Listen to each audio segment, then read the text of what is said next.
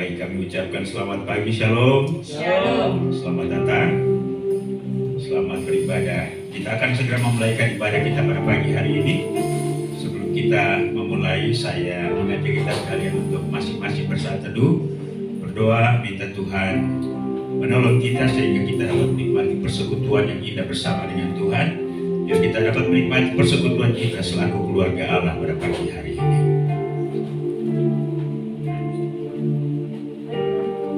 Firman Tuhan dalam Mazmur nomor 117 ayat 1 dan 2 berkata, "Pujilah Tuhan hai segala bangsa, megahkanlah Dia hai segala suku bangsa, sebab kasih-Nya hebat atas kita dan kesetiaan Tuhan untuk selama-lamanya." Haleluya. Kita siapkan pujian, katakan bagi Dia. Kembali kami bersama-sama pada pagi hari ini ya Tuhan, selaku umat ketemu-Mu. Kami datang hampiri tata anugerah-Mu, seraya menaikkan segala pujian, hormat, syukur, dan terima kasih. Kami datang dengan kerendahan hati. Terimalah pujian, penyembahan, bahkan persembahan kami pada hari ini. Biarlah Engkau ditinggikan melalui ibadah ini, dan setiap kami dapat memperoleh lawatan Tuhan, memperoleh pesan Tuhan yang akan kami bawa pulang untuk meneguhkan dan menyemangati kami dalam menjalani kehidupan ini.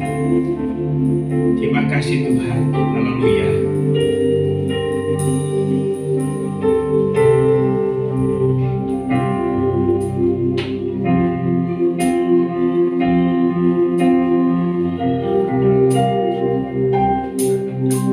Dia Yesus telah mati bagiku. Dia Tuhan selamatkan jiwaku. Bagi Dia pujianku tak dapat ku balas kasih-Nya. Dia angkatku jadi anaknya. Beri damai di dalam hidupku. Bagi Dia sembahku, hanya Dia segalanya bagiku.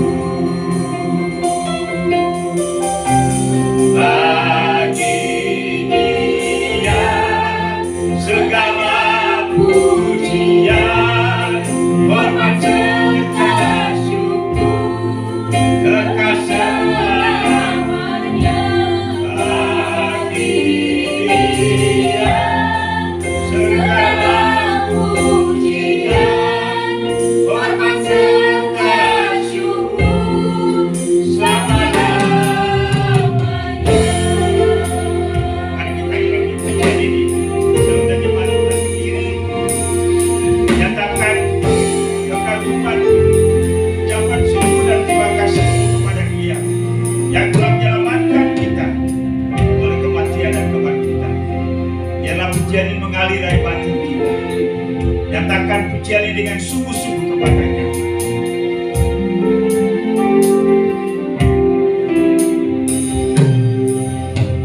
Dia Yesus telah mati bagiku. Dia Tuhan selamatkan jiwaku. Selamatkan jiwaku. Bagi Dia pujianku tak dapat ku balas kasih-Nya. Dia angkatku jadi anaknya. Beri damai dalam hidup ini. Di dalam hidupku. Bagi Dia sembahku, hanya Dia segalanya bagiku.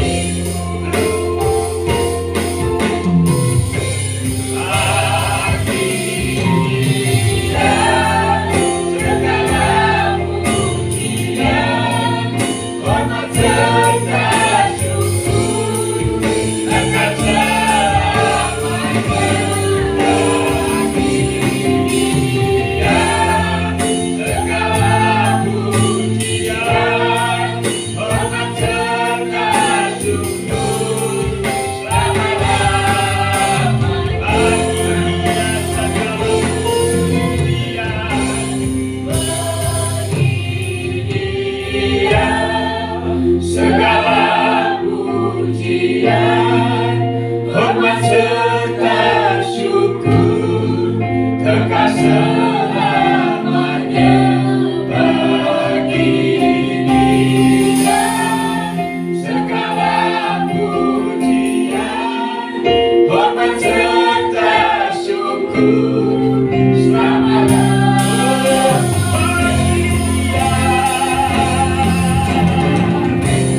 bagi Dia.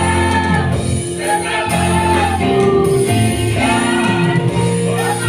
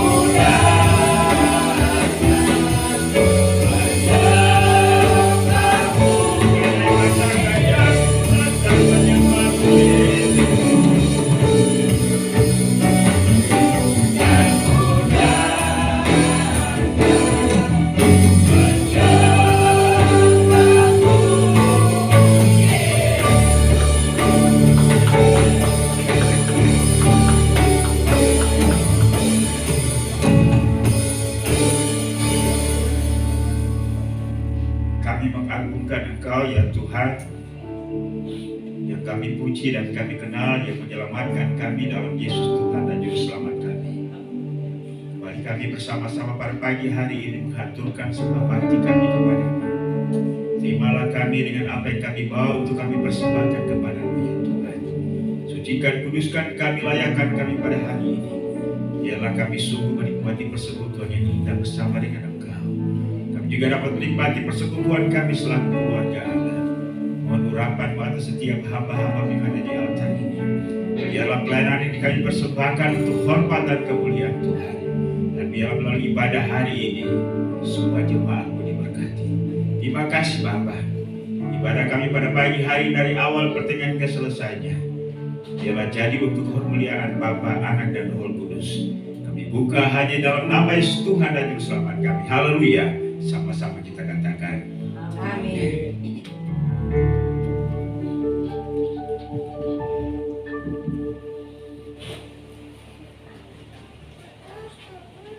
Sekali lagi saya menyapa Shalom. Ada sukacita hari ini. Mari salami saudara kanan kirimu, depan belakang. Kita lanjutkan ibadah kita. Kita angkat satu pujian yang katakan, Kau ubahkan hidupku. Sungguh Kau mempesona, segala perbuatanmu menyenangkan lakuku.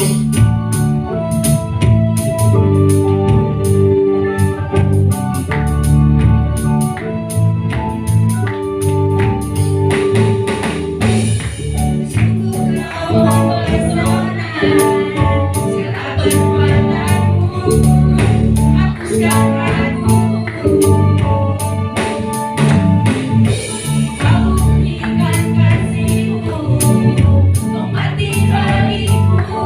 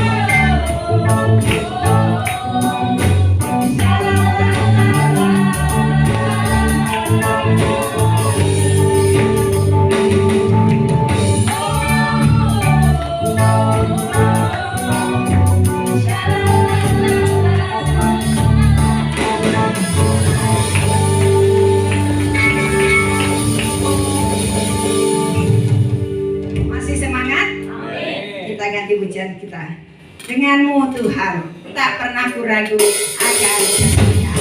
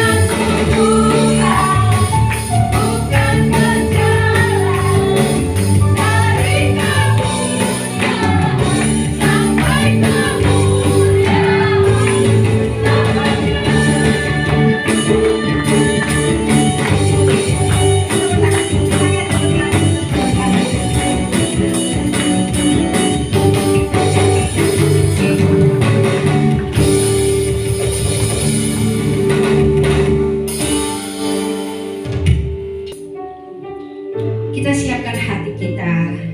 Kita akan satu pujian katakan seputih bulu domba. Takkah kau lupakan diriku, kau ingatku hanyalah debu.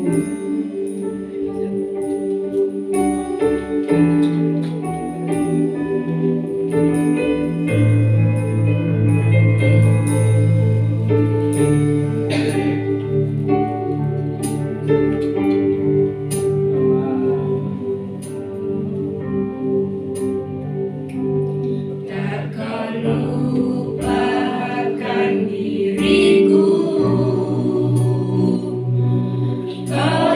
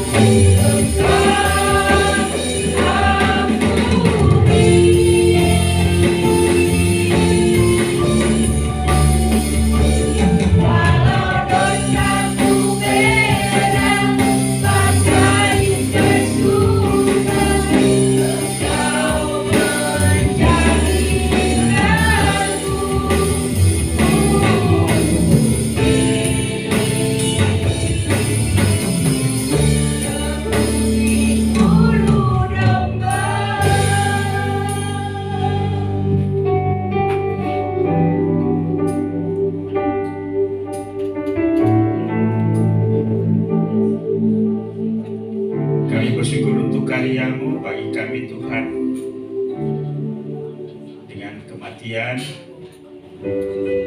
di atas kayu salib, darah-Mu tercurah untuk menebus dan menyucikan kami dari dosa-dosa kami. Kami diampuni, kami dilayakkan menjadi anak-anak Allah. Kami menikmati anugerah dan karya-Mu dalam hidup kami, baik kini sampai kepada kekekalan. Terimalah semua ungkapan hati kami pada hari ini melalui lagu-lagu yang kami nyatakan. Kami sungguh menikmati dan mengalami akan kasih karunia-Mu setiap hari. Karena itu kami mengucap syukur untuk semuanya. Tuhan, terimalah ucapan bibir kami yang memuliakan Engkau pada hari ini. Juga kesaksian-kesaksian merupakan pengalaman kami hidup bersama dengan Tuhan dalam segala kepesimisan kami, keputusasaan, bahkan kekecewaan. Tapi juga ada harapan yang Engkau munculkan dalam hati kami. Berbagai situasi kami hadapi, tapi satu hal yang kami pastikan ialah bahwa Engkau bersama-sama dengan kami, karena Engkau adalah Allah Immanuel. Bapa, saatnya juga kami akan belajar firman pada pagi hari ini. Karena itu kami mohon biarlah Tuhan bicara kepada setiap kami. Sampaikanlah pesan-Mu dengan jelas, dan mampukan kami untuk bisa menangkap, memahami, mengerti, kami menerima, bahkan kami melakukannya dalam hidup kami. Terima kasih Tuhan, pakai dan urapi hamba-Mu, dan biarlah melaluinya pada hari ini kami diberkati. Segala kuasa setan, kuasa iblis, roh jahat, roh kegelapan yang mencoba untuk mengganggu konsentrasi kami bersama-sama kami tolak di dalam nama Yesus. Dan Roh Kudus mampukan kami untuk menangkap, memahami, mengerti firman-Mu pada hari ini. Demi nama Yesus Tuhan dan Juru Selamat kami, firman yang hidup, kami sudah berdoa kepada Bapa di surga. Haleluya. Amin. Baik, puji Tuhan, silakan duduk. Shalom. Selamat pagi untuk kita sekalian. Kita bersyukur untuk kesempatan ini. Kita dapat bersama-sama bersukacita, bergembira. Dan ya, saya rasa bahwa kita punya pengalaman pribadi bersama-sama dengan Tuhan.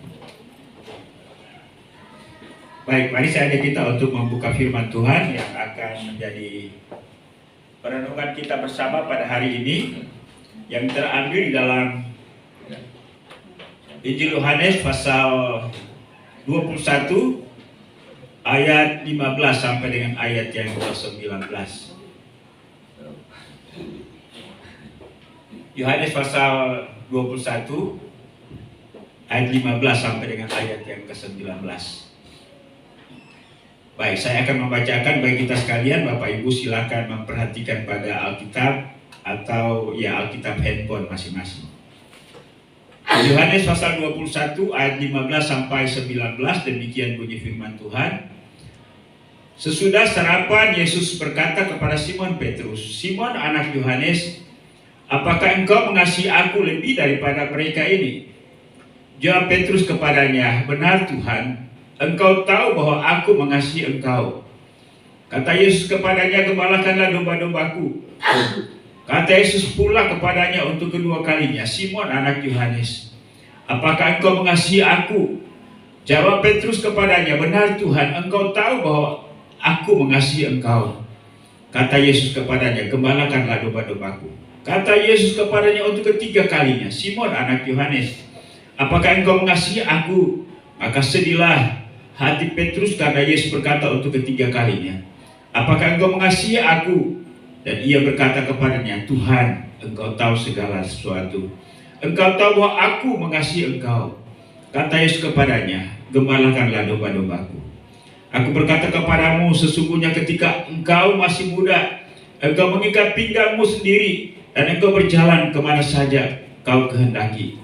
Tetapi jika engkau sudah menjadi tua, engkau akan mengulurkan tanganmu, dan orang lain akan mengikat engkau dan membawa engkau ke tempat yang tidak kau kehendaki." Dan hal ini dikatakannya untuk menyatakan bagaimana Petrus akan mati dan kemuliaan Allah. Sesudah mengatakan demikian, ia berkata kepada Petrus, "Ikutlah aku." Demikian jauh pembacaan kita pada pagi hari ini. Berbahagialah setiap orang yang baca firman Tuhan, merenungkan dan melakukannya di dalam kehidupannya setiap hari. Ya, kita barusan saja memperingati hari kemenangan atau hari kebangkitan Kristus Yesus. Dan ya, urut-urutannya adalah ya, penderitaan, kematian, kebangkitan, kemudian kenaikan Yesus ke surga, lalu kemudian kita akan memperingati hari pencurahan Roh Kudus atau hari Pentakosta atau hari yang ke-50. Peristiwa yang kita baca ini adalah merupakan peristiwa di mana Yesus menampakkan diri untuk kali berikutnya setelah kebangkitannya dari antara orang mati. Dan ia mendapati para murid itu di pantai, ya, di tepi pantai. Ya, jarak waktu yang 2000 tahun lebih. Ya, saya sudah pernah ada di pantai di mana Yesus bersama-sama dengan murid-muridnya setelah kebangkitannya makan ikan goreng, ya. Jadi sebelum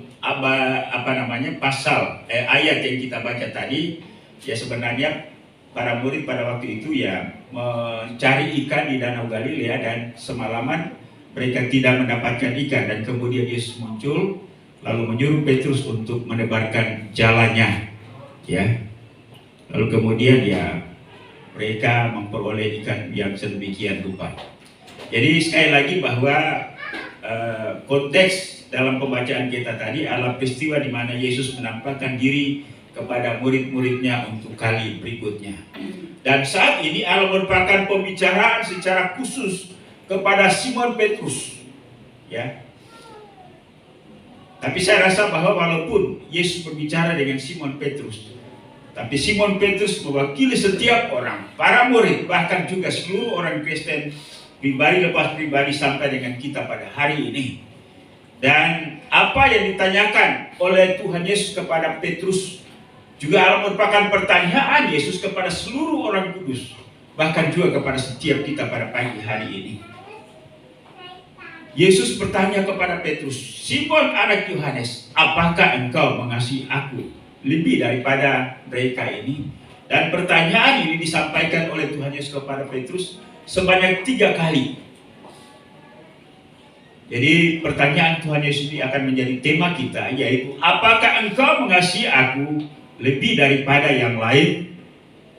Mari kita tanyakan kepada diri kita, sebut nama kita sendiri, seolah-olah Yesus bertanya kepada setiap kita, apakah engkau mengasihi aku lebih daripada yang lain? Ya, kalau Pak Agus bertanya kepada diri Pak Agus sendiri, Pak Agus, apakah engkau, ini Yesus berdiri di hadapan Pak Agus, apakah engkau mengasihi aku lebih daripada semuanya? Yang sangat menarik bagi setiap kita adalah pertanyaan ini tidak hanya disampaikan 1 kali, ya, tidak hanya disampaikan 2 kali, tetapi 3 kali. Ini berarti bahwa Yesus punya tujuan yang khusus dengan pertanyaan ini. Ada sebuah maksud, ada sebuah tujuan yang ingin disampaikan oleh Yesus. Pertanyaannya adalah mengapa dan untuk apa Yesus memberikan pertanyaan yang sama kepada Petrus sebanyak 3 kali. Ya, jadi ada 2 kata yang sangat berbeda yang memang jawabannya akan berbeda. Mengapa dan untuk apa? Biasanya kalau pertanyaan itu mengapa, jawabannya dimulai dengan kata karena. Ya, kadang-kadang kita bertanya mengapa, dijawab agar. Salah itu secara bahasa Indonesia, ya. Mengapa untuk? Ditanya bukan tujuannya, tetapi latar belakangnya. Mengapa? Nah, Bapak dan Saudara, sekali lagi, mengapa dan untuk apa Yesus memberikan pertanyaan yang sama kepada Petrus sebanyak 3 kali? Nah, ini akan menjadi pokok perenungan kita pada pagi hari ini, atau poin-poin yang akan menjadi perenungan kita. Mengapa dan untuk apa Yesus memberikan pertanyaan yang sama kepada Petrus sebanyak 3 kali? Kalau Ibu Pri, ditanya Pak Eko 3 kali gimana? Kesel, Pak. Sering gitu, Pak. Sering. Yang saya bilang Pak Yesus 3 kali juga. Iya. Mengapa tidak cukup sekali, kan? Iya. Istri kadang-kadang ditanya, biasanya kalau suami itu makin tua makin memorinya makin ini, ya. Nah, mengapa? Ya, Kita jawab karena dulu ya, jangan untuk apa itu ya, biasanya supaya ya, agar. Nah, mengapa? Yang pertama adalah karena Petrus memiliki konsep yang bersifat pribadi atau yang bersifat manusia ya, tentang kasih itu ya. Karena Petrus memiliki konsep yang bersifat manusia, maka ya itu dangkal ya, tidak kuat, yang akhirnya membuat Petrus selama ini jatuh bangun, gagal dalam hal mengikut dan melayani Yesus. Kita tahu bahwa ya Petrus ini di antara 12 murid itu adalah murid yang paling menonjol, yang paling responsif ya. Kita tahu ya, ada banyak pengalaman ketika satu kali Yesus berjalan di atas danau Galilea pada malam hari ya, kira-kira jam 3. Murid-murid yang lain pikir itu hantu, tapi Yesus bilang, "Nah, ini bukan hantu, ini aku." Lalu Petrus bilang, "Tuhan, kalau itu engkau, suruhlah aku keluar dari perahu." Ya. Kita tahu juga bahwa pada waktu Yesus menyampaikan bahwa dia akan menderita dan mati, lalu Petrus bilang, jangan ngomong gitu. Biarlah hal itu dijauhkan daripadamu oleh Allah Bapa. Ya. Lalu kemudian berikutnya ketika Yesus ditangkap, dia juga yang maju dengan pedang. Putuslah telinga Malkus. Ya. Nah, lalu kemudian ketika Yesus mau membasuh murid-muridnya, yang lain itu diam-diam saja. Tapi Petrus bilang, jangan. Ya. Nah, kalau kemudian Yesus bilang, ya, kalau aku tidak mencuci kakimu, maka engkau bukan bagian daripadaku. Lalu dia bilang juga, kalau gitu jangan cuci kaki saya saja, seluruh tubuh saya. Nah, ini kan Petrus ini ya paling responsif, paling beda di antara murid yang lain. Tetapi kemudian kita tahu bahwa walaupun demikian, ya, satu kali Yesus bertanya, siapakah aku? Petrus bilang, engkau adalah Mesias. Ya. Tapi kemudian 3 kali dia menyangkali Yesus. Padahal dia sudah bilang, walaupun murid-murid yang lain akan goncang imannya, tetapi aku tidak. Ya, Yesus sumber.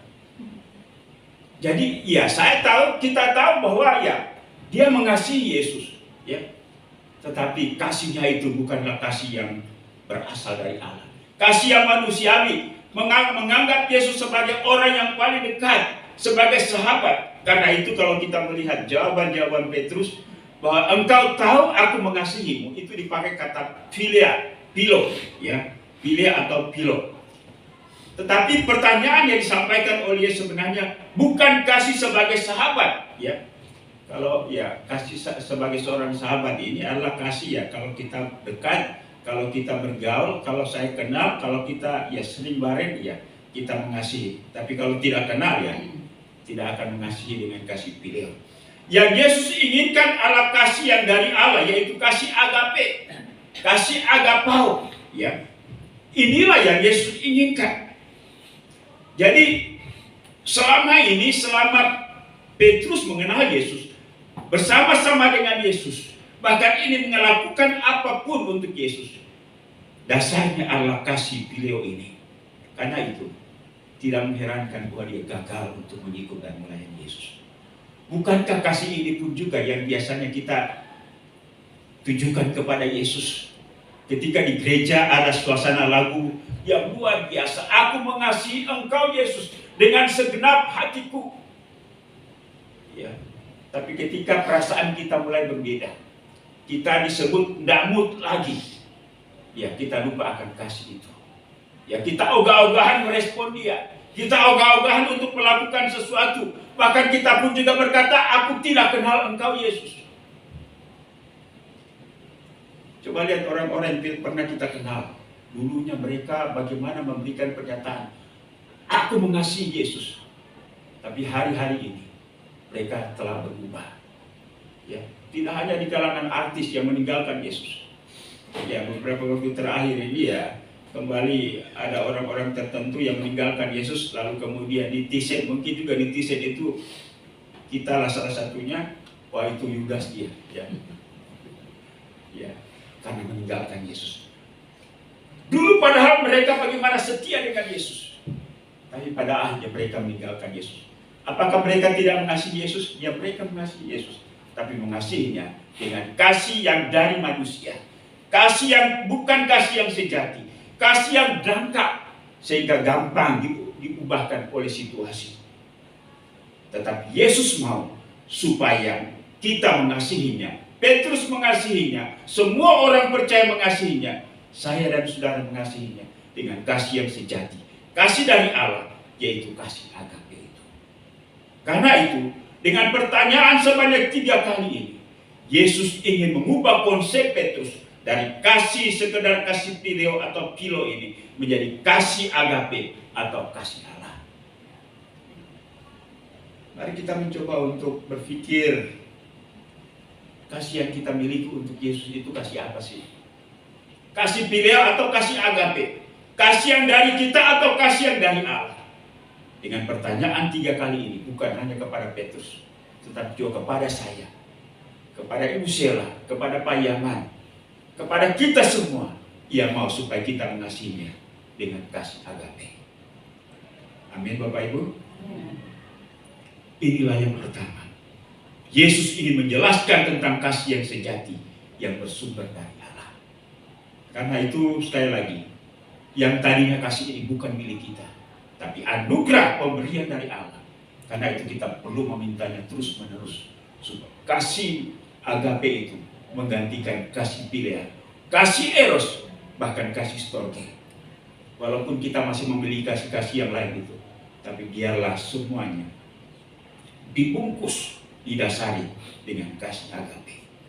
Inilah alasan yang pertama, mengapa Yesus memberikan pertanyaan kepada Petrus sebanyak 3 kali. Apakah engkau mengasihi aku? Alasan yang kedua adalah Yesus ingin menjelaskan bahwa kasih kepadanya mengandung sikap prioritas utama. Ya, kalimat itu ya alasan gagasan Yesus menghendaki kasih yang prioritas utama itu. Ada satu pertanyaan itu. Yesus katakan, Simon anak Yohanes, apakah engkau mengasihi aku lebih daripada mereka yang lain? Ini Yesus meminta kasih yang unggul, kasih yang lebih, kasih kita melebihi semua hal, bahkan termasuk diri kita sendiri, termasuk suami kita, termasuk istri kita. Ya memang kita tidak bisa membandingkan ya suami ya tetap suami, Yesus tetap Yesus. Tapi artinya ialah bahwa ia mau supaya kita memberikan prioritas utama kepada dia. Kadang-kadang ketika suasana hati kita lagi wow gitu kan, Tuhan hari ini pun juga aku mau mati, tidak apa-apa, kayak Petrus kan, aku akan mati bersama-sama dengan engkau. Tapi ketika diperhadapkan dengan sebuah pilihan, ya, kebenaran atau kebutuhan kita, ego atau kerendahan hati, maka kita lebih banyak memilih ego. Kita memilih apa yang menjadi kesenangan kita, memilih melayani atau memilih mau senang, mau santai dulu. Kecenderungan kita ialah kita ingin supaya kita santai, kita nyaman secara daging kita. Dan kadang-kadang memang kita diperhadapkan dengan situasi ini. Kita mengampuni atau membalas perbuatan buruk orang kepada kita. Disitulah kita diperhadapkan dengan sebuah pilihan pada momentum yang sama. Kita mengutamakan atau lebih mengasihi Yesus. Kalau kita mengutamakan Yesus, berarti kita siap mengampuni. Nah, ketika kita siap untuk mengampuni, sakit hati itu larinya kemana itu?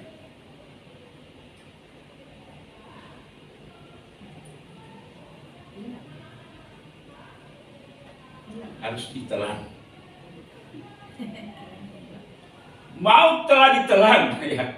Pada waktu Kristus bangkit itu, maut itu telah ditelan. Ya. Jadi mungkin kita mencoba untuk memikirkan, merenungkan, memahami, menyelami tentang kata maut telah ditelan. Kuasa kematian itu telah ditelan. Nah, Bapak Ibu dan Saudara, katakanlah ketika lampu-lampu ini dimatikan, yang ada apa? Ya, kegelapan. Tapi ketika sekejap lampu itu dinyalakan, kegelapannya lari kemana? Ya, kegelapan itu ditelan oleh terang. Ya, bisakah sakit hati kita ditelan oleh kebenaran? Ditelan oleh damai sejahtera, ditelan oleh sukacita. Memang ini bukanlah sesuatu yang gampang. Itu adalah anugerah. Karena itu kita perlu memiliki hati Yesus. Ketika ia ada di atas kayu salib, ia sanggup untuk berkata, ampunilah mereka, sebab mereka tidak tahu apa yang mereka perbuat. Doa inikah yang kita sampaikan kepada Allah Bapa di surga, untuk teman-teman, untuk orang-orang yang pernah menyakiti kita? Atau kita berkata, Tuhan, Engkau tahu sakit hatiku. Tapi diam-diam kita mau supaya Tuhan membalas apa yang mereka lakukan terhadap kita, bukan? Halo Bapak Ibu? Ya. Dalam emosi kita berkata, Tuhan Engkau tahu. Walaupun kita mungkin berkata, mulut kita berkata, ampunilah mereka. Tapi benarkah demikian? Apakah ada satu keinginan supaya ya Tuhan melakukan sesuatu yang setimpal atau bahkan lebih dari apa yang kita alami?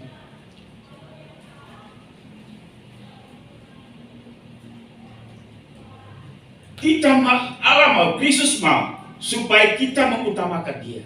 Itu berarti bahwa kehendak Dia yang berlaku dalam hidup kita.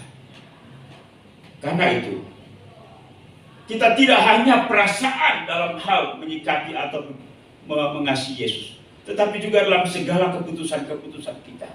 Ketika saya berkata tadi, bahwa ketika kita disakiti, kita memilih untuk mengampuni, itu berarti bahwa kita mengutamakan Dia. Amin. Ya.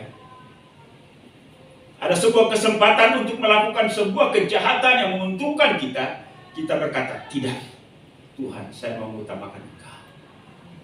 Ada sebuah kesempatan untuk berbuat dosa. Sama seperti Yusuf. Yusuf katakan, bagaimana mungkin saya melakukan dosa yang besar ini? Kita mengutamakan Dia lebih daripada kepentingan daging kita. Ada kesempatan untuk membalas orang yang pernah menyakiti kita. Tapi kita katakan, saya mengampuni. Saya akan menolong apa yang kau butuhkan yang ada pada saya. Lalu kita menelan, mengabaikan kekecewaan, sakit hati kita terhadap Dia. Tuhan mau supaya kita mengutamakan Dia lebih daripada apapun. Karena itu sekali lagi, kasih kepada Yesus membutuhkan prioritas utama. Dan prioritas utama kita adalah Dia, bukan kita. Yang ketiga, bahwa mengasihi Yesus dengan sungguh-sungguh, memberikan sebuah penjelasan bahwa kasih kepada Dia itu menuntut sebuah tanggung jawab yang besar. Ada 3 hal yang Yesus katakan kepada Petrus. Kalau engkau mengasihi aku, gembalakanlah domba-dombaku. Ya, pernyataan atau gelar sebagai gembala, ya dalam komunitas sebuah gereja, ya mungkin gembala atau pendeta, pemimpin jemaat. Tapi pada prinsipnya setiap kita punya fungsi sebagai gembala. Bapak Ibu sepakat? Orang tua punya fungsi sebagai gembala untuk anak-anaknya. Guru punya fungsi sebagai gembala untuk murid-muridnya. Orang Kristen senior, orang Kristen yang sudah 10-20 tahun punya fungsi sebagai gembala bagi orang Kristen yang 2 baru 3 tahun. Dan itu berarti bahwa kita punya fungsi sebagai gembala. Orang Kristen punya fungsi sebagai gembala bagi orang-orang yang belum percaya kepada Kristus untuk mengenal Dia, gembala agung itu. Ya. Karena itu, Ia mau supaya kita melaksanakan peran ini. Ada orang-orang yang belum mengenal kebenaran, gembalakanlah dia supaya hidup dalam kebenaran. Ada teman yang belum mengenal kebenaran, panggil dia, tuntun dia, bergaul dengan dia, dekati dia, arahkan dia. Dan kita telah menempatkan diri sebagai gembala. Seorang kakak bisa menjadi gembala bagi adik-adiknya. menuntun mereka kepada kebenaran, hidup untuk takut akan Tuhan, mendoakan mereka. Jadi sekali lagi, ya dalam komunitas kita sebagai jemaat ada gembala, dan pada prinsipnya peran kita adalah gembala terhadap setiap mereka yang membutuhkan tuntunan kita. Amin Bapak Ibu. Kalau kita sungguh-sungguh mengasihi Yesus, mari sadarilah bahwa saya ini Allah panutan, saya ini anak teladan. Karena itu saya tidak berbicara, saya tidak berpikir, saya tidak bergerak, saya tidak bermanuver semau saya. Saya harus memperhatikan bahwa saya adalah gembala bagi dia. Jangan sampai saya menjadi batu sandungan. Amin Bapak Ibu. Kalau engkau mengasihi Yesus, kalau kita mengasihi Yesus, mari sadarilah peran dan tanggung jawab kita. Karena itu ya, kadang-kadang memang kita hidup ini selalu ada pernyataan-pernyataan. Jangan pikirkan apa yang orang pikirkan tentang kita kan. Mungkin pada konteks lain ya bisa jadi. Tetapi pada konteks yang beda, kita juga harus berpikir bahwa kita anak gembala. Amin. Ya di dalam perkembangan jemaat mula-mula, ya Paulus pernah juga menyoroti Petrus ya. Petrus dia adalah orang Yahudi, kemudian dia bergaul dengan orang-orang Kristen yang Yahudi, dan ketika ia dilihat oleh orang Yahudi, ia mengambil jarak ya. Kemudian juga ada orang-orang Kristen yang non-Yahudi atau bukan Yahudi, dan ada orang-orang Kristen Yahudi yang menjadi persoalan antara mereka adalah makan daging babi ya, makan daging haram gitu ya. Jadi firman Tuhan berkata, saya mau makan daging babi, saya pada dasarnya pemakan daging haram gitu, daging babi ya. Ibu Sheila itu kadang-kadang masak gitu ya, apalagi babi rica ya, buroh jagonya itu babi gitu ya. Tapi kalau ada orang yang tersandung dengan saya makan babi itu, lebih baik jangan makan. Tetapi tidak hanya itu juga, Paulus juga bilang orang yang memang tidak makan daging haram itu, ya jangan juga menyalah-nyalakan orang yang makan. Jadi ada sebuah wilayah netral yang sebenarnya kita harus ketemu. Ya, tapi kalau ya dia belum bisa menerima itu, ya mending ya jangan ikut mulut galojo ya.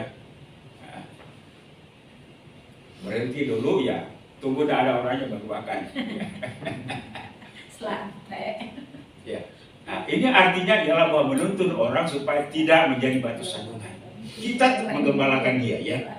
Nah Bapak Ibu dan Saudara, ya kita juga menjadi pemimpin-pemimpin di mana saja. Sekali lagi kita adalah gembala. Bapak Ibu yang menjadi pimpinan di kantor, Bapak Ibu adalah gembala di sana.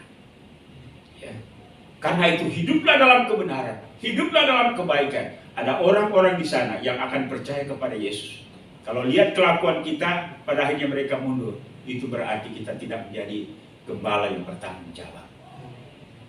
Ya, secara secara teologis memang Petrus diberikan kepercayaan untuk membuka gereja Tuhan. Ya.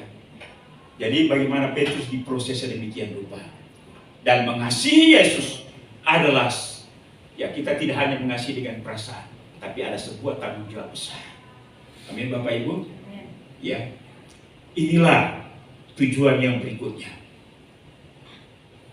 Kita menjadi gembala-gembala bagi setiap orang. Ya, saya menjadi gembala bagi Bapak Ibu. Tentunya ialah bahwa setiap kata, setiap gerak-gerik saya akan disoroti. Ya. Dan ya, gembala siapapun, pemimpin siapapun.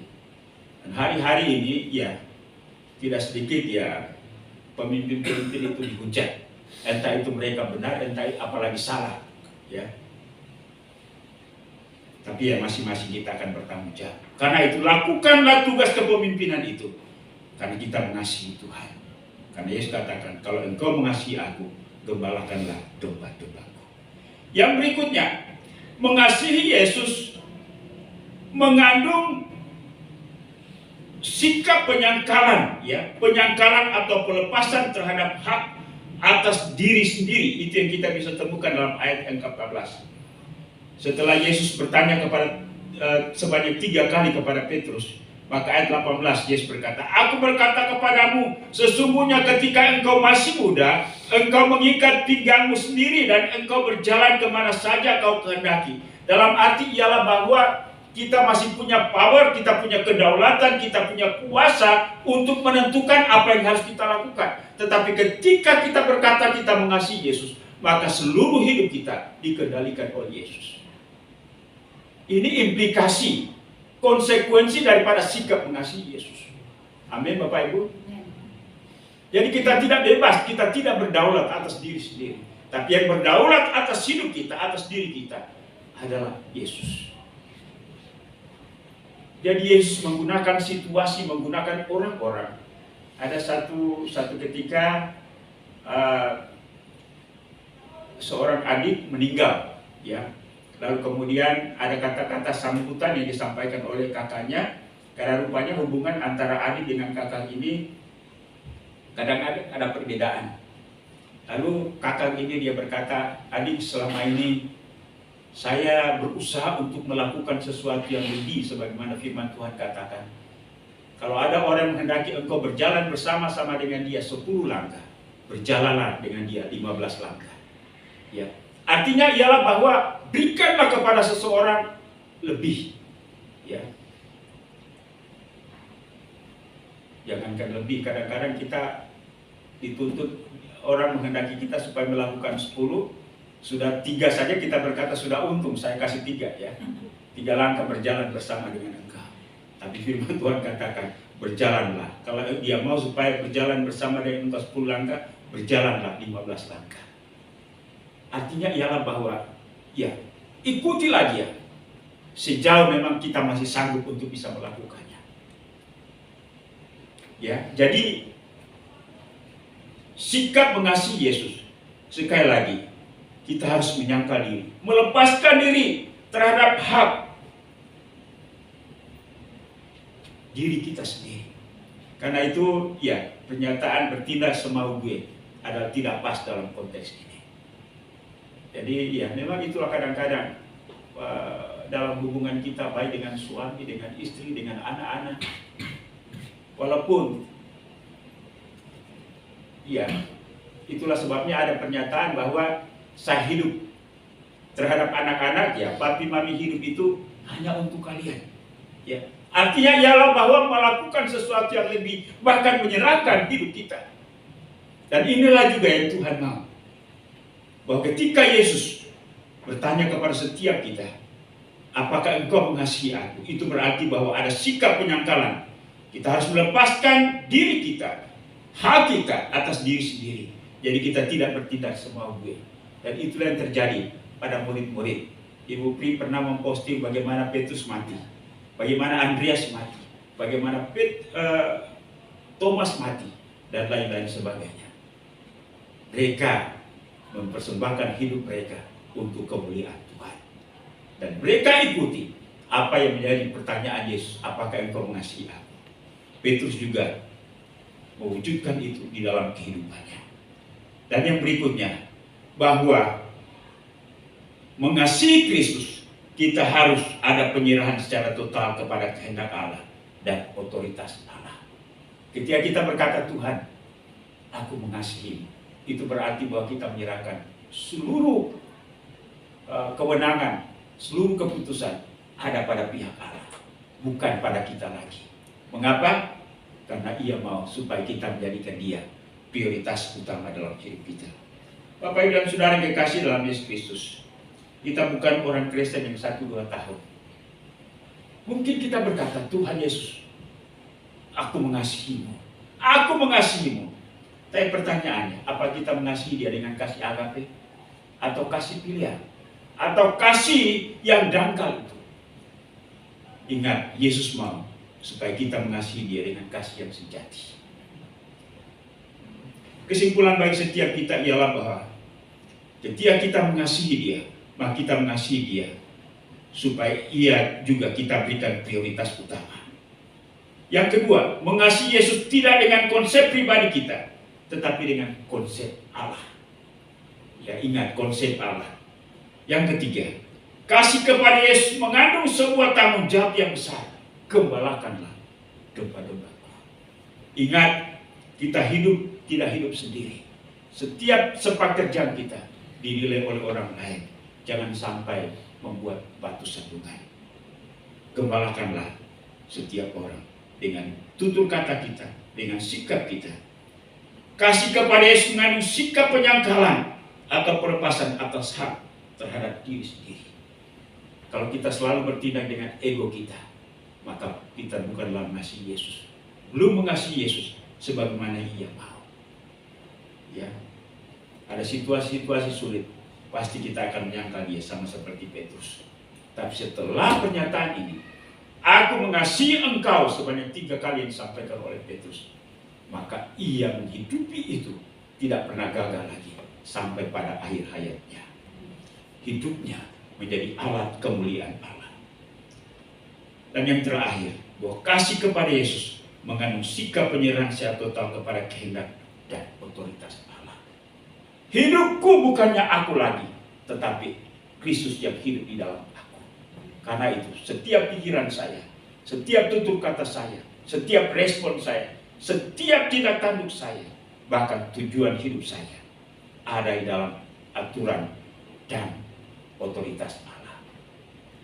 Kalau kita ini dipakai oleh Tuhan, mari kita mengasihi Tuhan dengan kasih yang sejati, kasih yang benar. Dan saya rasa bahwa Petrus membuktikan itu dalam pengalaman. Dia tidak pernah gagal lagi seperti dulu. Tidak pernah menyangkal, tidak pernah potong telinga orang, ya, tidak pernah lari, tapi ia menyerahkan hidupnya sampai seluruhnya diberikan kepada Yesus. Bagaimana kita mengasihi Yesus? Pertanyaan, apakah engkau mengasihi aku lebih daripada yang lain? Saya rasa tidak hanya diberikan kepada Petrus, juga diberikan kepada Ibu Sheila, kepada Pak Yaman, kepada saya. Bagaimana jawaban kita? Dan jawaban apa yang kita berikan kepada Tuhan? Kasih agape atau kasih pilihan? Kiranya yang kita berikan kepada Dia dan kita hidupi adalah kasih agape. Tuhan memberkati kita. Haleluya. Amin. Baik, musik ke depan kita angkat pujian, katakan aku mengasihi engkau Yesus dengan segenap hatiku. Saya undang kita semua berdiri dan kita nyanyikan ini sebagai respon kita terhadap firman Tuhan.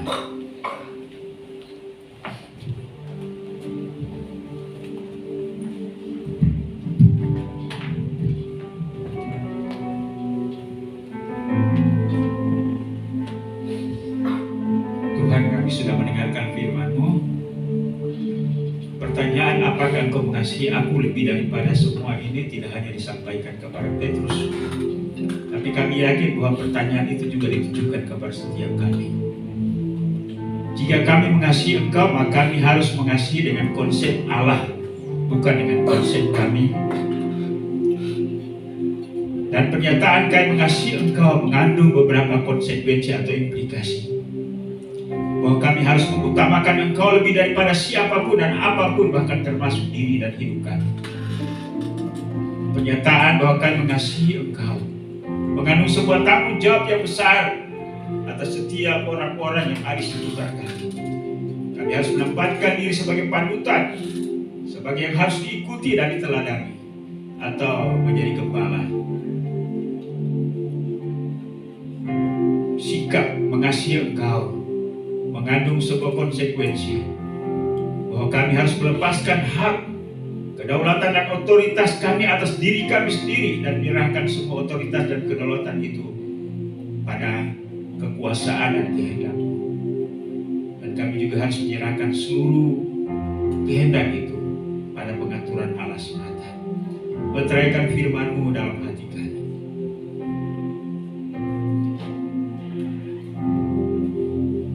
Aku mengasihi engkau Yesus dengan segenap hatiku. Aku mengasihi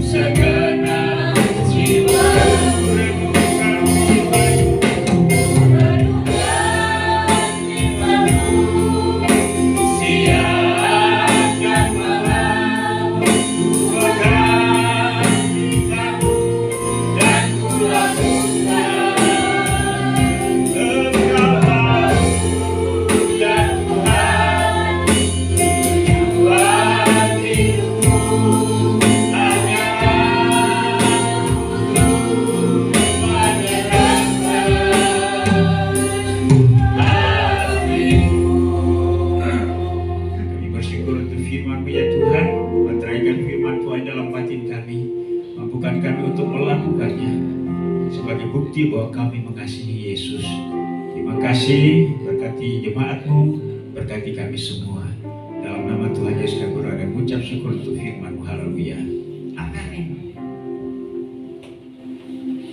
Baik, silakan duduk.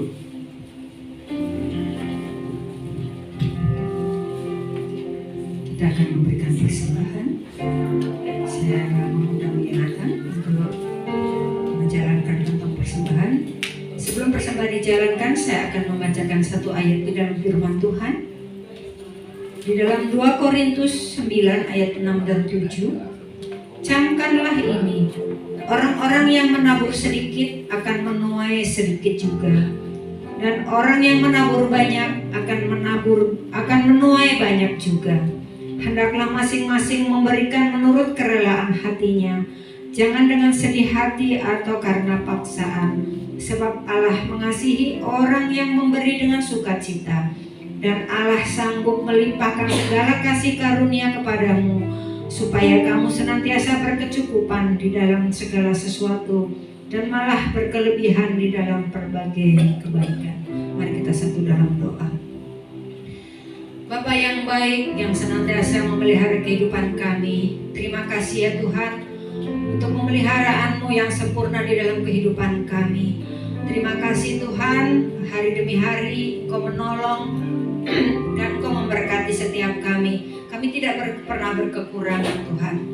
Tuhan, terima kasih untuk hari ini, dan biarlah sebentar kami akan memberi sebagian dari apa yang Tuhan sudah berikan kepada kami. Biarlah kiranya Tuhan memberkati setiap tangan-tangan yang memberi, dan biarlah kiranya setiap anak-anak-Mu yang memberi dengan penuh sukacita akan hidup berkelimpahan di dalam Tuhan.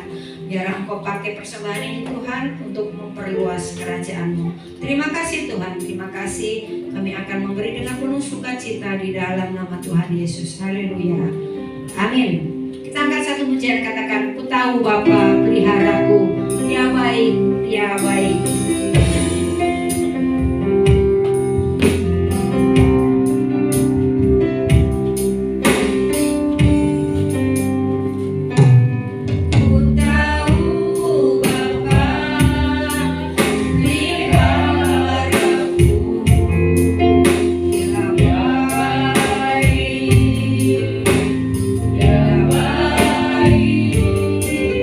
Yakinnya selalu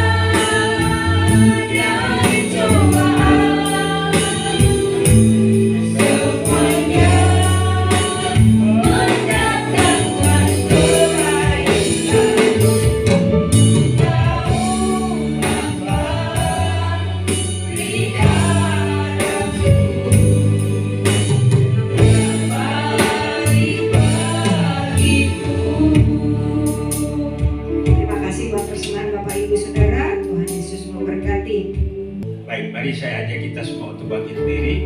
Kita nyanyikan nomor 300 dalam nyanyian Kemenangan Iman. Kita nyanyi ayat pertama saja.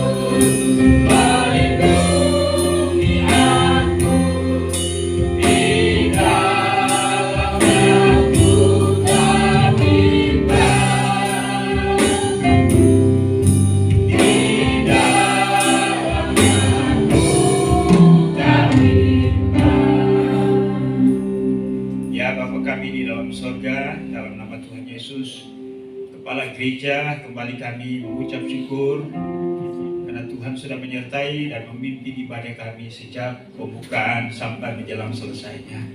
Kiranya semua pujian, penyembahan, bahkan persembahan kami hari ini Tuhan terima menjadi kesukaan bagi Tuhan. Bahkan Tuhan juga terima pelayanan kami pada hari ini untuk kemuliaan-Mu. Kami percaya apa yang firman Tuhan katakan, bahwa semua yang kami lakukan bagi Tuhan tidak akan pernah sia-sia. Tuhan memberkati semuanya. Juga dengan kehadiran jemaat-Mu pada hari ini, kami dapat bergembira, bersuka cita, bernyanyi di hadapan Tuhan. Dan biarlah ini menyenangkan dan menyukakan hati Tuhan. Berkati semua hamba-hamba yang sudah melayani pada hari ini. Apapun bagian pelayanan yang kami lakukan, kami percaya janji-Mu, berkat yang khusus Tuhan sudah berikan. Demikian juga dengan jemaat yang hadir dalam kesempatan ibadah hari ini. Ya Bapa di surga, hamba terus berdoa untuk pertumbuhan iman rohani daripada seluruh jemaat Marturia.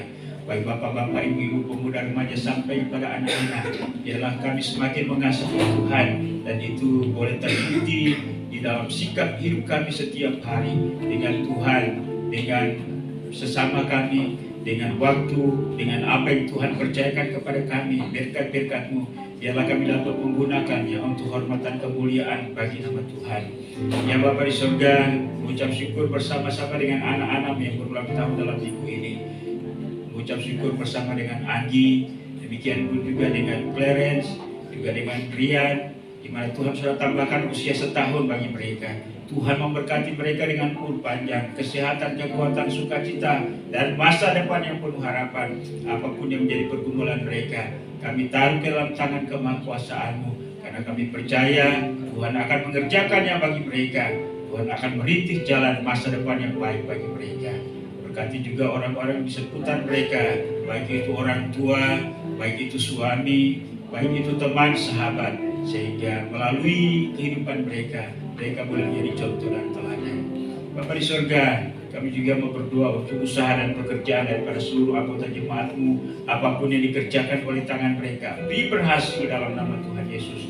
Secara khusus kami mau berdoa untuk usaha baru yang dibangun oleh Ibu Pri, Pak Eko dan keluarga, usaha laundry yang akan di-launching pada tanggal 1 Mei nanti. Tuhan, sebelum ini dikerjakan, Tuhan dahului. Kami percaya bahwa Tuhan yang memunculkan ide ini dalam pikiran, dalam batin mereka. Jadi Tuhan menyertai, Tuhan memberkati, sehingga apa yang dikerjakan berhasil untuk hormat dan kemuliaan bagi nama Tuhan. Demikian pun juga dengan seluruh usaha jemaat Tuhan, baik mereka yang membangun usaha sendiri maupun yang bekerja pada perusahaan orang lain. Kami percaya apa yang dikerjakan oleh tangan jemaat Marturia, Tuhan memberi berhasil ekonomi dan keuangan. Terima kasih Bapa di surga. Kami juga mau berdoa buat anak-anak kami akan masuk ke perguruan tinggi. Kami berdoa untuk Yonatan, kami berdoa untuk Sebastian, kami berdoa untuk Clarence. Mereka sudah menghubungi atau mengikuti tes. Kami mohon biarlah Tuhan Engkau membuka jalan. Kami percaya Tuhan, Engkau yang menuntut anak-anak ini untuk masuk pada perguruan tinggi di mana mereka akan belajar nanti. Tuhan memberi berhasil, mereka boleh kuliah dan selesai tepat pada waktu. Memberkati setiap orang tua, Tuhan siapkan dana sehingga mereka boleh memasuki perguruan tinggi ini dengan pertolongan Tuhan. Bapa di surga, kami juga mau berdoa buat mereka yang sakit. Kami berdoa untuk Pak Yoyo pasca kecelakaan, juga Ibu Asyu, Ibu Yuli. Tuhan yang Kau memberkati mereka, bahkan jemaat Tuhan yang sakit. Walaupun kami tidak menyebut nama mereka satu persatu, tapi jika hari ini mereka beralam kelemahan tubuh dan kesakitan, jamah mereka sembuhkan mereka ya Bapa. Dan biarlah oleh kuasa-Mu mereka dapat menikmati kesembuhan dan kesehatan itu. Ya Bapa di sorga, kami juga mau berdoa buat jemaat Tuhan yang tidak bersama dengan kami. Mereka ada di tempat yang lain, baik di lingkungan domestik maupun mancanegara. Tuhan berkati para jemaat di Jawa, Pak Koni yang ada di Bogor, demikian pun juga dengan Ibu Vivi yang ada di Amerika, Ine, Alvin, Tirta, Claudia, Gary, Anggi. Tuhan Engkau memberkati mereka di sana. Dan biarlah mereka juga bersatu dalam roh dengan kami. Dan Tuhan memberkati segala usaha dan pekerjaan mereka, rumah tangga mereka. Dan dalam waktu Tuhan mereka boleh berjumpa dengan kami kembali di Bekasi. Tuhan Engkau menyertai dan berkati mereka.